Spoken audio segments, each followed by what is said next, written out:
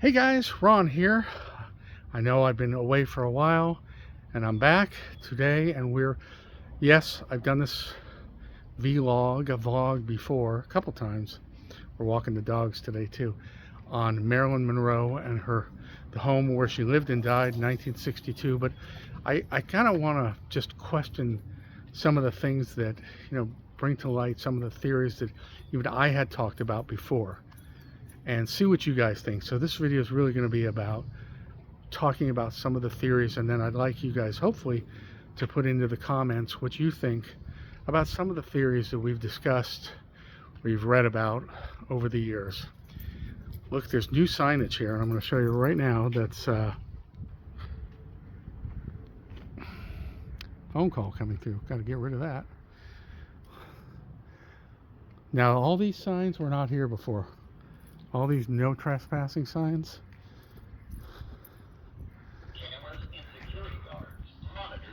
See, didn't used to be that way. Can you see the top of the red tile roof?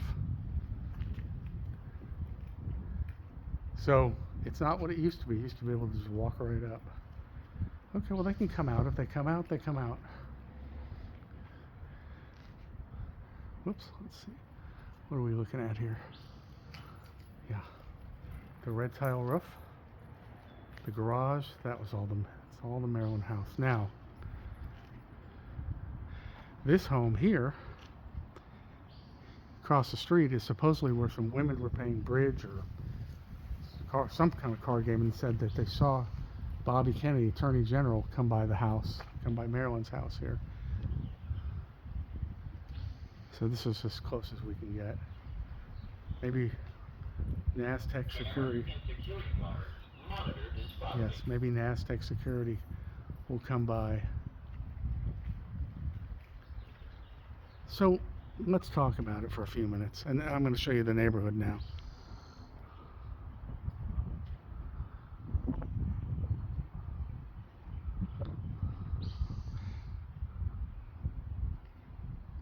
It's interesting because so much of that is original. Right at the cul-de-sac here. They also took the address off the door, off the house too. That one's labeled, but this one isn't. How interesting. Now, this lady who owns it wanted to demolish the house, but chose not to because of public outcry. They've been working on this house forever. So let's talk about theories that have been espoused. Sorry, I cannot see what I'm looking at. I was reading about Jeannie Carman, doing some more research. The issue is I started doing research on this. Hold on, somebody's coming out. Okay. Started doing research on this.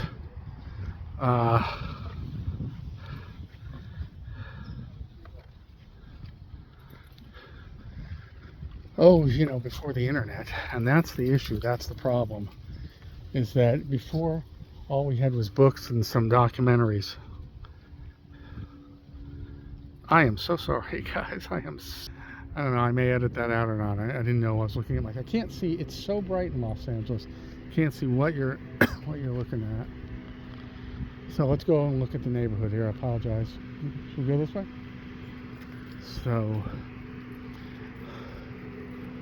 So the theories that I've talked about, of course, are the ones that I tend to believe, is that Marilyn Monroe was involved in a relationship, if you call it a relationship, first with the president, Jack Kennedy, and then with her brother. Oh boy, there's some kids out there. That's what you need when you're the kids of multi-million-dollar parents. You need to make some money selling lemonade or whatever they're selling. But anyway,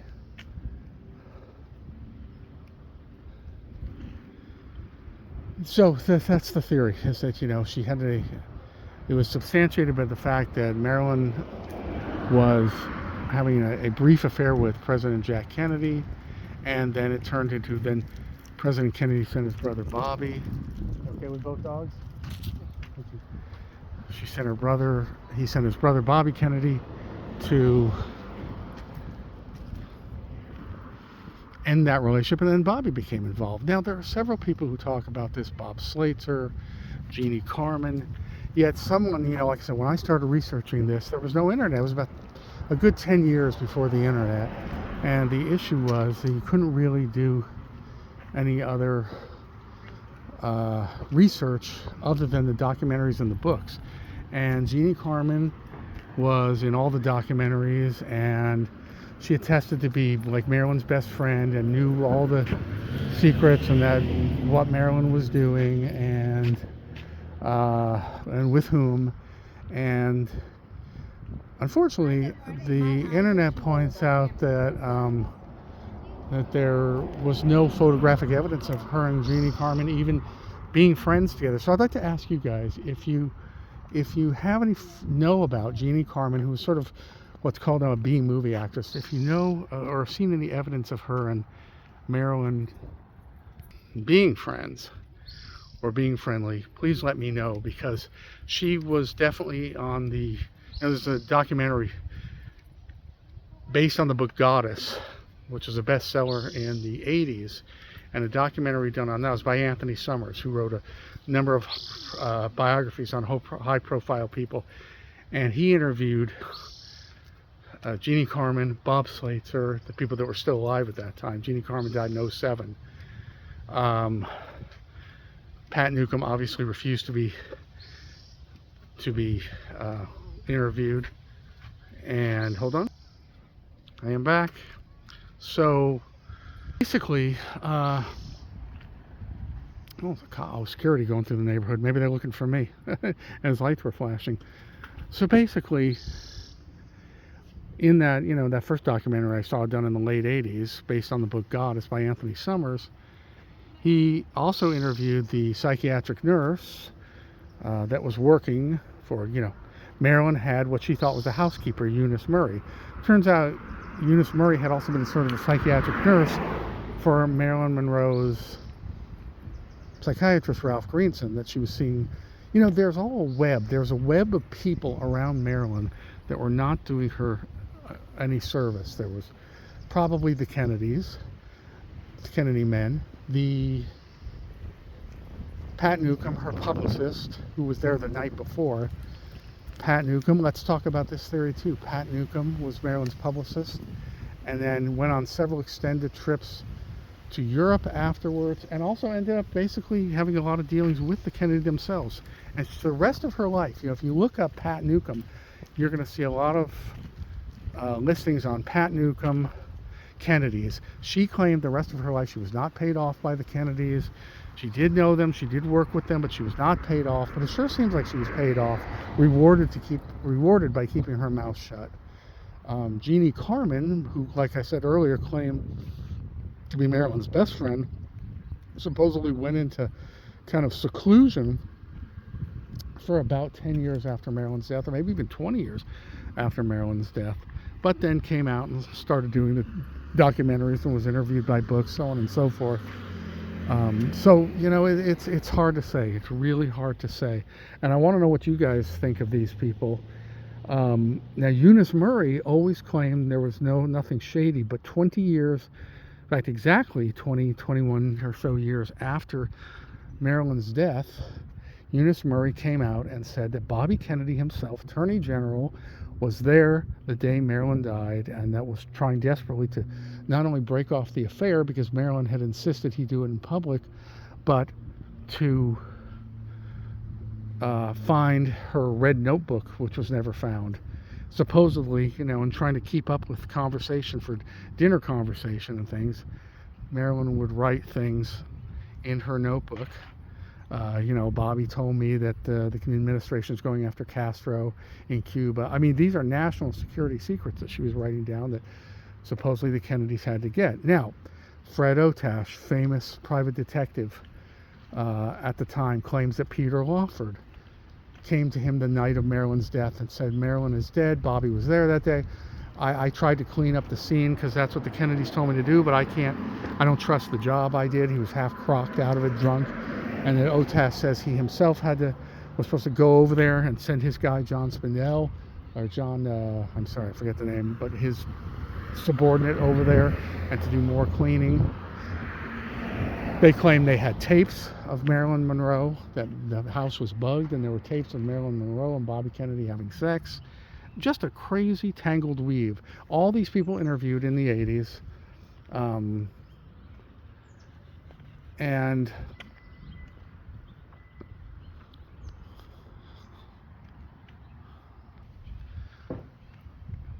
so, as I was saying, all these, these interviews, including Peter Lford had just died, and of course Peter Lford, interestingly enough, who I've also done vlogs on, said never, he said as broke as he was, he would never talk about the Kennedys, brother-in-law to the Kennedys, and close with Marilyn. In fact, he said he was supposed to do, Lford was supposed to do a biography, and there was a writer assigned to him, and they were going to do it, and he was beyond penniless by the end of his life. Lford was a severe alcoholic, and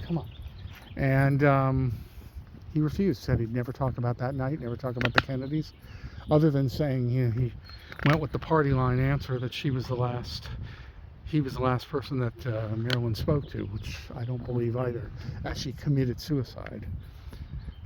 Now, as far as the suicide angle, I mean, Marilyn might have overestimated the amount of pills that she had taken that night. However, she was going to return to her film, Something's Gotta Give. They were taking her back.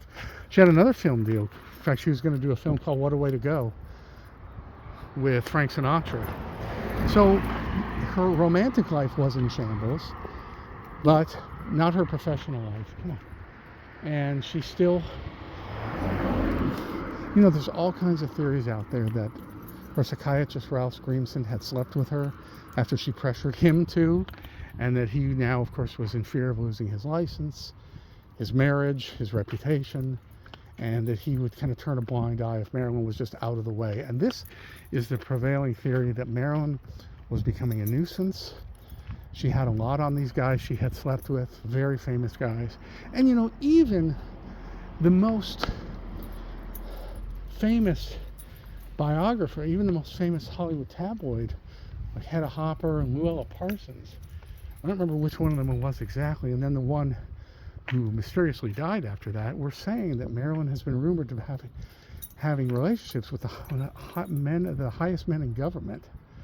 So, it really looks like there was a relationship. We're going to head back to the house here, between Marilyn and the Kennedy brothers. Now, the question is, was it murder? Was it accidental death, and they just got lucky because Marilyn couldn't talk about it, or wouldn't be able to talk about it?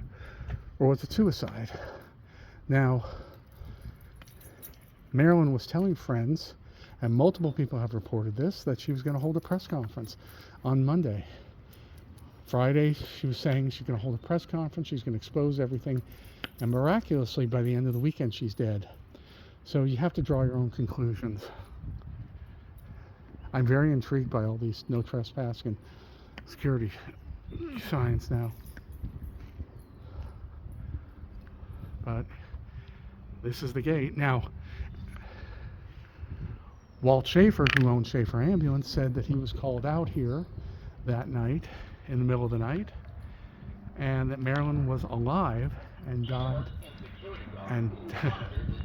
and died en route to hospital. Now, that claim is, can we substantiate that? No, we can't. Sam Yorty, the mayor of Los Angeles himself, said that yes, Bobby Kennedy was supposed to be up in Cambria near Monterey, San Francisco, that night, or that weekend, with his friend John Bates. He was attending a conference in San Francisco, Bobby was, but Yorty says that in actuality, Bobby Kennedy was here in Los Angeles, because they said they always trailed him. The FBI was trailing him, Hoover hated him. I was a terrible web that would never survive circumstance now because of, navigation, the web, the internet. The internet changed everything. So what do you guys think? Was it murder? Did the Kennedys hire somebody to murder her? Did the mafia have her murdered so You know, really, but if you look at that one, okay, so the mafia murders Marilyn, so they'll have dirt on Bobby Kennedy. It didn't work because Bobby Kennedy did run for president 6 years later. And did they have tapes that they were going to expose? Should Bobby run for president? Maybe so. Maybe so. Tapes, audio tapes of he and Marilyn making love, maybe. Or him there that last day, perhaps.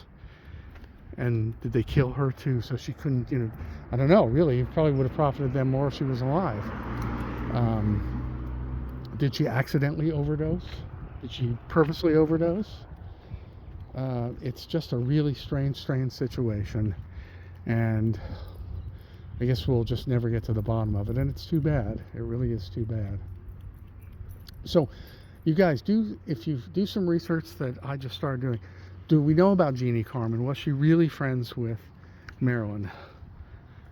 Walt Schaefer, did he actually marry Marilyn in Mexico like he claims? Were they actually a couple? Did he know the ins and outs of what he says? You know what I mean? Is there research on how close they were? Jeannie Carman, Bob Schaefer, the mysterious psychiatrist Ralph Greenson, did he have an affair with Marilyn? Was that part of his motivation in helping the cover-up? Because there's also a police officer who swears to his dying day that he encountered Greenson, the psychiatrist, Peter Lford driving a car, and Robert Kennedy in the back seat, pulling them over on Olympic Boulevard, saying, Peter Lford breathlessly saying, I've got to get Bobby Kennedy out of, you know, get him checked out of his hotel. We're going to the airport. And the cop saying, you're going the wrong direction if you're going to the airport. And supposedly Bobby Kennedy saying, I told you, stupid. Were they all part of a cover-up because Marilyn could expose all these men and destroy their careers? Possible. Let me know what you guys think. And now I see it's harder to get to the house than it used to be, that's for sure. All right, guys, sorry about all the interruptions and everything. Ron here, been a long time. Please subscribe if you haven't already subscribed. Please leave comments, especially on this one with your theories, in the comment section. And please like the channel because that's what moves me up and down. Hopefully I'll have more time to start doing more of these. All right, guys, hope everyone's well, and I'll see you at the next location. Bye-bye.